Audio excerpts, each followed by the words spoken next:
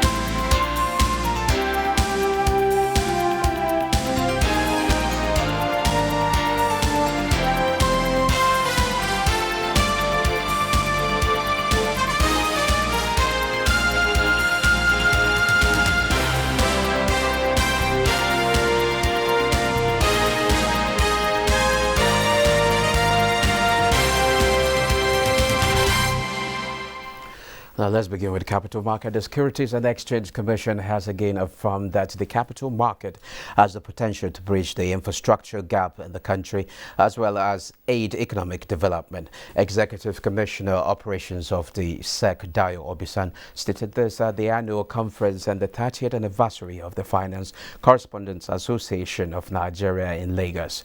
Obisan said in the last 3 to 4 years, Sukuk has been used to raise funding for critical projects in various sectors of the economy, in addition to collective investment schemes, which are individual monies and institutions with more than 100 billion and 200 billion naira, and have only launched 76 billion naira so far, with room for growth. He added that SEC has also allowed for crowdfunding platforms for the people to come together and fund a business. Now, Governor of Central Bank of Nigeria, Godwin Emefiele, says the interventions introduced to minimize the impact of COVID-19 on the economy represent about 3.5% of the country's gross domestic product, GDP. Speaking at the 30th annual conference of the finance reporters in Lagos on Saturday, Emefiele, represented by the bank's spokesperson, Osita Owasobi, said given the above consequences of the COVID-19 pandemic on key economic variables, the CBN took a number of measures to mitigate the long-term effects on the growth prospects of the economy. He said policy measures were introduced to restore stability in the economy by supporting households that have been severely affected by the pandemic. Also, targeted interventions were introduced to support critical sectors such as agriculture, manufacturing, energy, and health, representing about 3.5% of the GDP. He explained that the policy measures included a cumulative reduction of the monetary policy rate from 13.5% to 11.5% in order to spur lending to the economy and support current recovery of output growth, reduction of the interest rate on CBN intervention loans from 9 to 5%, and a one-year extension of moratorium on principal repayments for CBN intervention facilities. He said already 343.21 billion naira had been disbursed to 726,000 beneficiaries, comprising 602,730 households and 123,468 MSMEs. He said the seed capital for the intervention was increased to 400 billion naira to accommodate more beneficiaries and boost consumer expenditure, which should positively impact output growth. The United Kingdom has disclosed that travelers from countries on its green list will be exempted from quarantine and from certain testing requirements, provided they can prove their vaccination status and other requirements are met, including having booked a day to test with effect from October 4th, 2021. It explained that from 4 a.m. on Monday, October 4th, the rules for international travel to England will change from the red, amber, green traffic light systems to a single red list of countries and simplified travel measures for arrivals from the rest of the world. According to a statement from the British High Commission on Sunday, all travelers who have been in the country or territory on the red list in the 10 days prior to traveling will only be allowed to enter the UK if they are British or Irish national or if they have residence rights in the UK. On arrival, they must quarantine in a managed hotel and take 2 COVID-19 tests. Chairman North Central States Governors Forum and Niger State Governor Abubakar Sani Bello says negative publicity on the security challenges in Nigeria has continued to hinder genuine investments into the country. Sani Bello, who is attending a bilateral economic trade and investment forum in Istanbul, Turkey, says Nigerian government have recorded significant progress in addressing the problems of insecurity, adding that although many Turkish investors have shown interest to work in Nigeria, most foreign companies lack the courage to visit and do business in the country. He therefore advocates a change of narrative to attract foreign investors into the country. I know a few Turkish companies that are in Nigeria at the moment. They're doing their business. I strongly suggest probably when events like this are taking place, those Turkish companies or the CEOs should be invited so that they're able to explain to people in Turkey that Nigeria is not as bad as is being portrayed. At the just concluded United Nations 76th General Assembly, President Muhammadu Buhari presented strategies that highlight challenges and opportunities for better production, consumption, and disposal of food. United Nations Food Systems Summit is the culmination of an 18-month process to reform the entire spectrum of food, from production, processing, storage, consumption, and disposal.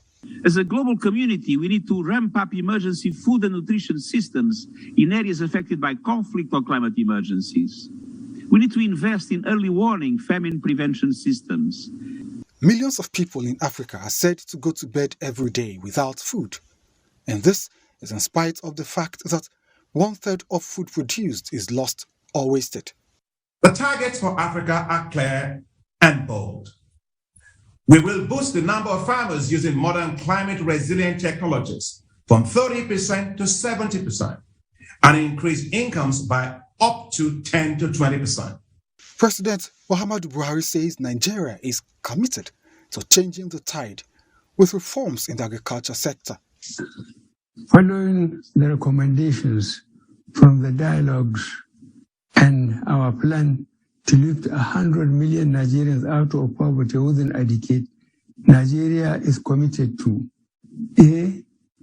Supporting private sector investments in food storage and transportation. B. Investing in food security and nutrition knowledge dissemination, skills development, and information management systems to enhance agricultural productivity. C. Building sustainable, responsive, and inclusive food systems by integrating our medium-term National Development Plan 21 to 2025 and the National Poverty Reduction and Growth Strategy and the Food Nutrition Policy. D.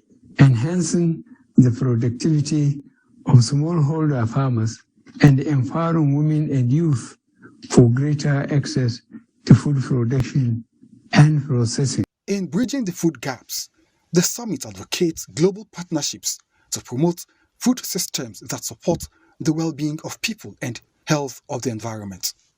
Onengiye Fine Face.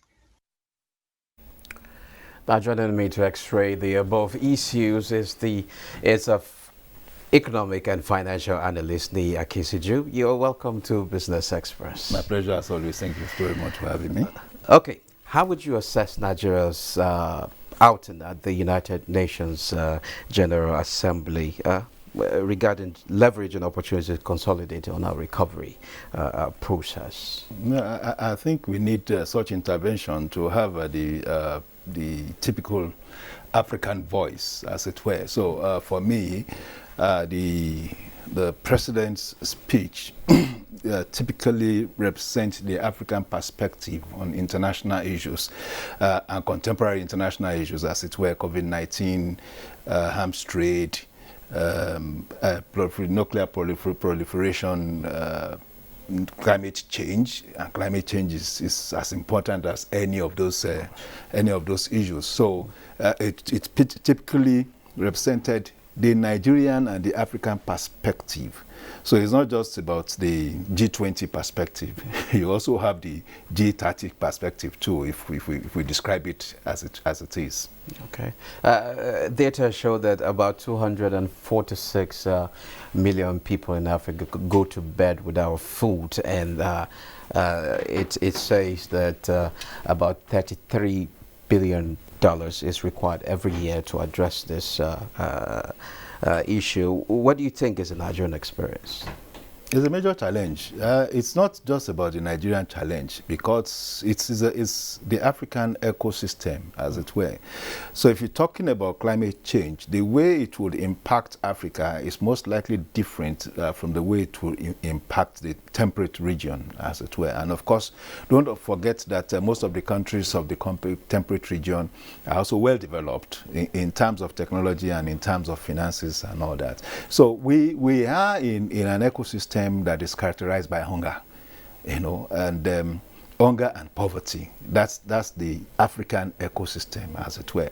And you now have, it's no longer emerging. We now have the realization of climate change, impacting or rather exacerbating the crisis, as it were. And it's the threats of climate change is well captured by international organization. It's called a threat multiplier. So already Africa, it's in a situation where it is struggling to survive. The figures you just said now are manifestation of such challenges, developmental challenges, as it were. And now you have the impact of climate change incrementally, contributing to those challenges, as it were. If you're talking of climate change, you are talking about the manifestation of extremities, either in terms of flooding or in terms of drought.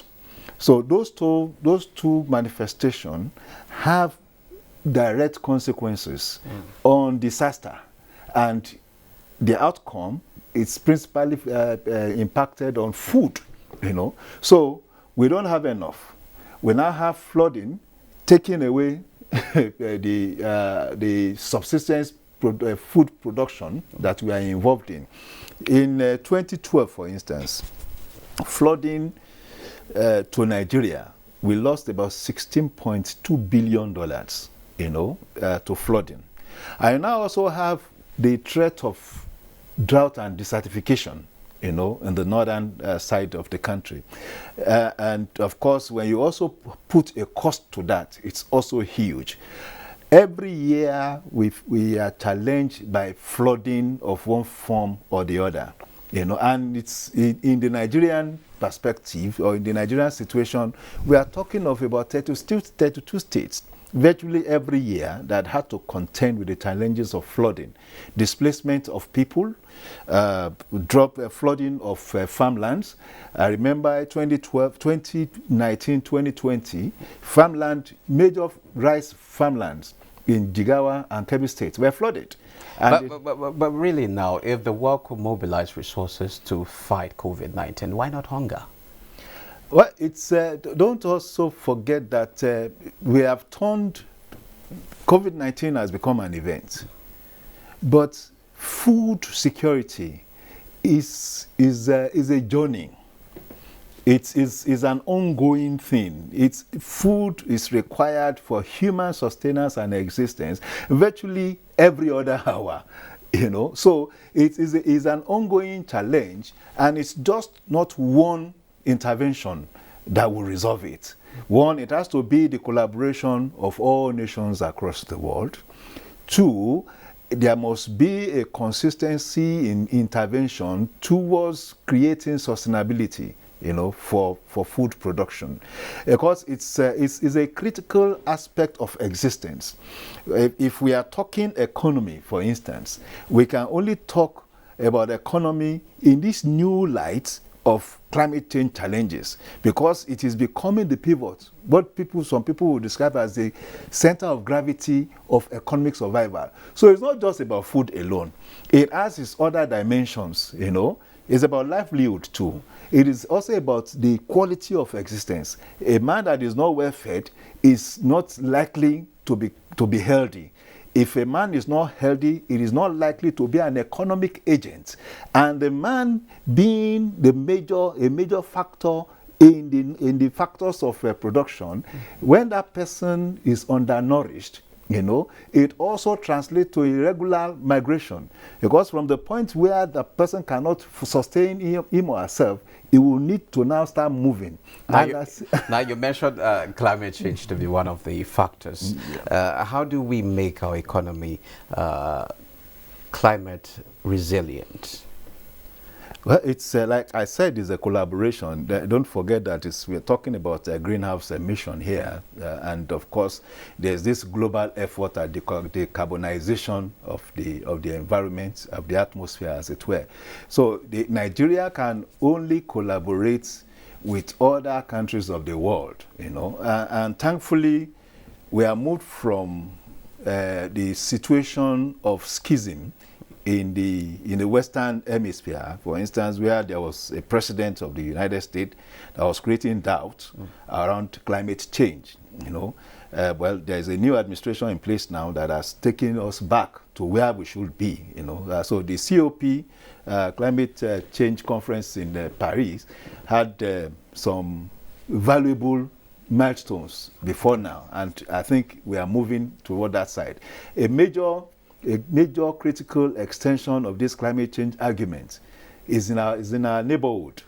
The drying off of the Chad Lake Chad. Lake Chad.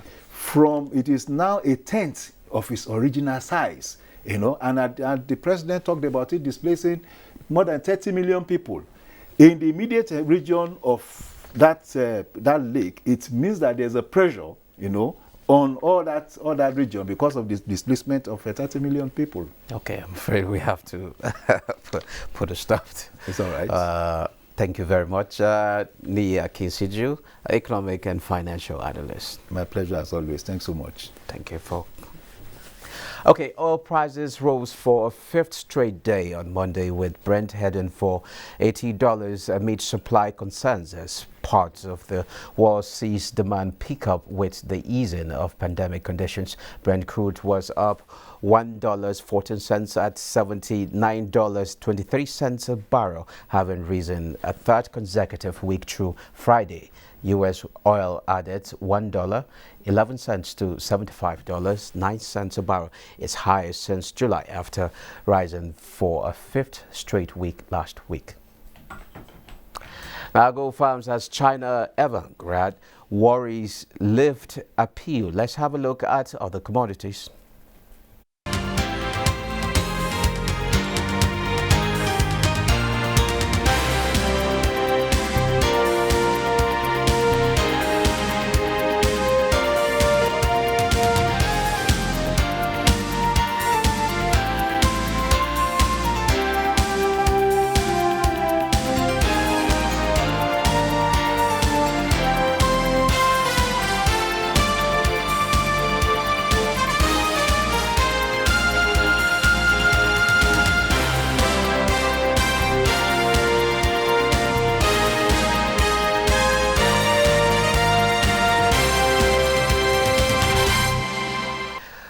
Next is a summary of NGX activities in the week ended with Bossade Abel. The Nigerian equities market halted in 3 consecutive days of losses for the week ended 24th September as a result of renewed appetite in some blue chip stocks, causing investors' wealth to appreciate by 11 billion naira. The NGX all-share index and market capitalization appreciated by 0.05% to close the week at 38,962.28 basis points and 20.3 trillion naira. At a turnover of 1.2 billion shares worth 13.9 billion naira in 16,745 deals were traded in the week by investors on the floor of the exchange, in contrast to a total of 856.2 million shares valued at 10.7 billion naira that exchanged hands last week in 15,663 deals. All other indices finished higher with the exception of NGX 30, NGX CG, NGX Banking, NGX Pension, NGX Afri Bank Value, NGX Afri Div Yield, NGX Mary Value, and NGX Consumer Goods indices, which depreciated, while the NGX ASM, NGX Growth, and NGX Sovereign Bond indices closed flat. The financial services industry measured by volume led the activity chart with 978.1 million shares valued at 8.3 billion naira traded in 8,716 deals. The consumer goods industry followed with 62 million shares. The conglomerate industry took the third place with a turnover of 49 million shares worth 126.2 million naira in 589 deals. For the top 3 equities, FBN Holdings, United Bank for Africa, and Guarantee Trust Holding Company mutually accounted for 626.9 million shares worth 5.7 billion naira in 2,526 deals. A total of 9,728 units of exchange traded products (ETPs) valued at 437,821 naira 7 kobo were traded in 18 deals, as well as a total of 60,929 units of federal government bonds valued at 62.8 million naira were traded in the week in 27 deals. Summary of price changes: 28 equities appreciated in price during the week, 23 equities depreciated in price, while 104 equities remained unchanged. Let's join the Nekalko for update on global market. Welcome to the global market segment. After recent turbulence, markets are likely to close out the final week of the third quarter with another bout of volatility. Stocks in Asia Pacific were mixed on Monday as investors continue to watch developments surrounding China Evergrande Group. The Nikkei 225 in Japan declined 0.03% to close at 30,240.06. The Shanghai Composite also dropped 0.84% to 3,582.83, while Hong Kong's Hang Seng Index gained 0.07%. European stocks rose on Monday with German election results seen eliminating a key market risk for investors in the region. Germany's DAX climbed 0.88%, London's FTSE 0.36%, and CAC 40 of France rose 0.69%. In the US, the Dow Jones Industrial Average futures rose slightly in early trading as investors braced for the final week of a volatile September. The Dow gained 169 points, S&P 500 topped 0.34%, and Nasdaq Composite also added 0.1%. Meanwhile, African markets traded mixed Monday with South Africa's JSE Africa Top 40 leading gains with a 0.42% increase, while Tunisia's Tunidex was flat and Namibia overall index topped 0.29%. And that's global markets. This is where we end this edition of Business Express. We value your feedback, so keep the comments and observations and suggestions coming. Be informed that all previous episodes are available on YouTube on the NTA's channel. Business Express returns Tuesday by 9:30 a.m. I am Musa Abubakar. Have a great day.